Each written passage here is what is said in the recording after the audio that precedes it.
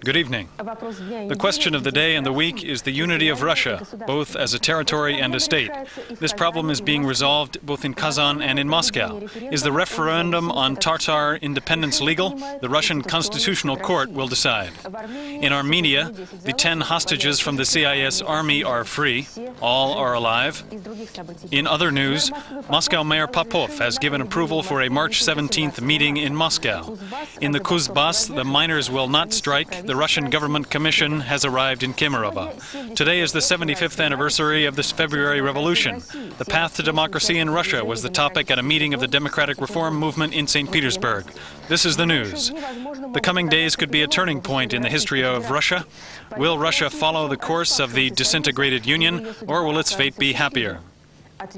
The answer to this question could be given by the referendum in Tataria, scheduled for March 21st. As we know, the USSR was a unitary state, but the Constitution guaranteed the right of the republics to secede. This right does not appear in the Russian fundamental law. Today, the Russian Constitutional Court is considering the legislation of Tatarstan on independence. At the center of attention of the Constitutional Court was the appeal by the Supreme Soviet and a group of Russian people's deputies. It argues that certain provisions of 4 laws of Tatarstan contradict the Russian Constitution. This, in the opinion of the Supreme Soviet, could lead to a change in the system of government in the Russian Federation and a violation of its state integrity. Representatives of Tatarstan did not come to the session. They sent an official refusal to participate. The court decided to consider the appeal, since the decision should be made, in its opinion, before the referendum on the status of the Republic of Tatarstan, which is planned for March 21st. At the session, it was announced that the appeals to the Tatar government to postpone the referendum brought no reply. Experts testified at the hearings. According to several of them, the laws adopted by Tatarstan will lead essentially to its secession from Russia. It was also declared that since the issue involves both Russia and the Republic of Tatarstan, it should be considered by both sides, and not just one. This is proper, they said, under international law. The experts raised the issue of the question which will be asked in the Tatar referendum. They believe that it is 6 questions, and answering yes to even one will automatically require the voter to vote yes on the other 5. The session continued for almost 7 hours, and the final decision of the Constitutional Court will be announced tomorrow. In Tatarstan, over 40% of the population is Russians, and in Russia there are 5 million Tatars. They are the second largest ethnic group after Russians. Increasingly alarming news comes from another Russian autonomous area, Grozny. Chechen leader Jakhar Dudayev has recognized Azerbaijan, Tatarstan, Bashkiria, and Turkmenistan as official partners in producing natural gas and petroleum processing. They would unite, quote, against the anti-people policy of the Russian leadership. According to reports from Grozny, Dudayev has sent a telegram with this proposal to the leaders of these republics. Today, at the Dogamis Hotel complex, a group of representatives of the Russian Supreme Soviet met with representatives of the Chechen people. The goal was to determine the issues to be included in the agenda of future official delegations on resolving the dispute between Russia and the Chechen people. Our main goal in our delegation is to come to a common opinion in order to make all efforts to prevent the escalation of the crisis in relations between Chechnya and Russia.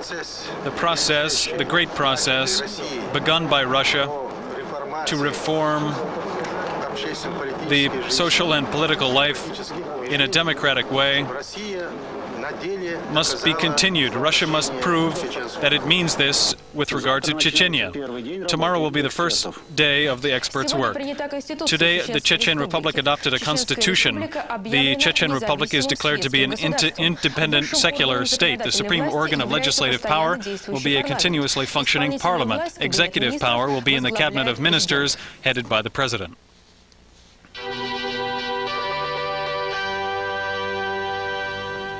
The army, sent to defend, often becomes the hostage of interethnic conflicts in our country.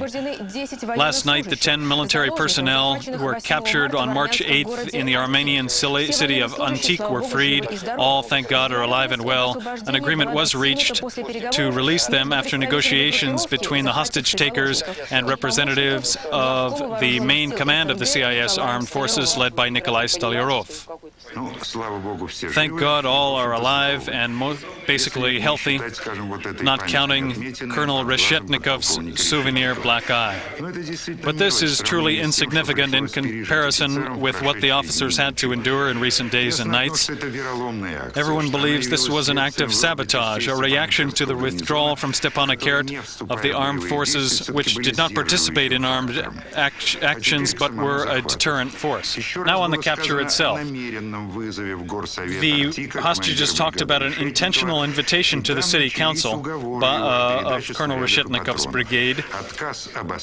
They were met there with demands to turn over weapons and ammunition. Their refusal heightened the tensions. 2 trucks appeared right away.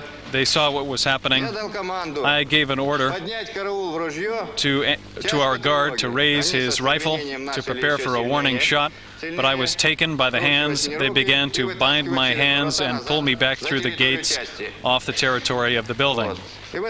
And at this time, there was resistance between the two sides, them and us. Lieutenant Parkolov came to my defense. The decisive role was emphasized in the resolution of the conflict played by Alexander Rudskoy, also the influence of Eduard Shevardnadze. The Vice President of Russia categorically advocated the immediate withdrawal of our forces from the Transcaucasian area. Today, by the building of the Republican Supreme Soviet, the movement of Mothers of Russian Soldiers held a protest. The protesters asked a question why the parliament had recognized the unacceptability of using our soldiers to resolve interethnic conflicts outside the country, and then the government forgot about this. In Nagorno-Karabakh, the war continues. Hopes for peace are fading today. Reports from both sides, as usual. Yesterday, Agdam looked like this. Today, a significant portion of the city lies in ruins. At 4 a.m., it was attacked from the Armenian villages of Nakhichevanik and Khanabad. Krystal and Grad rockets fell here for a long period of time. Some were killed and hundreds were wounded among the peaceful population. Azerbaijani doctors are fighting for their lives at this hour. This morning, Armenian forces attacked not only Agdam, but also the surrounding villages of Tautsk, Kazakh, and Kedibek, regions of Azerbaijan far away from Karabakh. There are deaths and damage here, and the battle continues. After yesterday's telephone conversation between the chairman of the Azerbaijani Supreme Soviet, Yagub Mamedov, and the Azerbaijani leaderships, agreement was reached on a temporary ceasefire for today. The only possible link with Karabakh is a helicopter, but they fly only rarely because of the danger. So each landing in Yerevan is a unique chance to learn the latest news from the war zone. Today, together with wounded women and children who can no longer withstand the constant tension there, the pilots brought to Yerevan a group of Armenian and foreign journalists who've been trying for several days to leave Nagorno-Karabakh. These are the pictures of the independent Moscow journalist Kirill Chilyapov. This is how Karabakh looks today. This is a scene from Stepanakert. Similar scenes are occurring in Martuni and Askiran. After the change of government in Azerbaijan, attacks on Armenian cities and towns have, as expected, sharply increased. The Vice Speaker of the British House of Lords, Baroness Cox, visited Stepanakert for the 6th time since the conflict began. The ceasefire and direct negotiations between representatives of Azerbaijan and Armenia are the main steps to be taken on the way to peace. According to the Czech Foreign Minister Dinsberg in an interview with Czech television. In his opinion, only after the restoration of peace in the area can a mission of observers from the Council on Security and Cooperation in Europe be sent there. However, its composition, he said, should not include countries with direct interests in the area. Next week could be extremely important for the future of the Commonwealth of Independent States. The next meeting of the heads of state of the Commonwealth countries will happen on March 20th, but many leaders are already revealing their positions. Today in Kiev, Ukrainian President Leonid Kravchuk answered journalists' questions.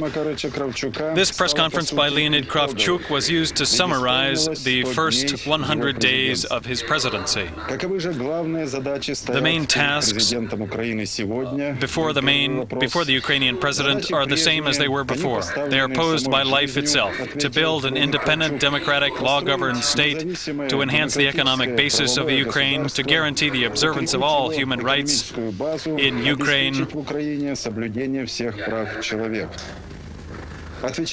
Answering questions by journalists on the course of the nuclear disarmament process, Leonid Kravchuk brought some news. In order to accelerate this process, Ukraine has decided to build its own facility for destroying nuclear weapons, especially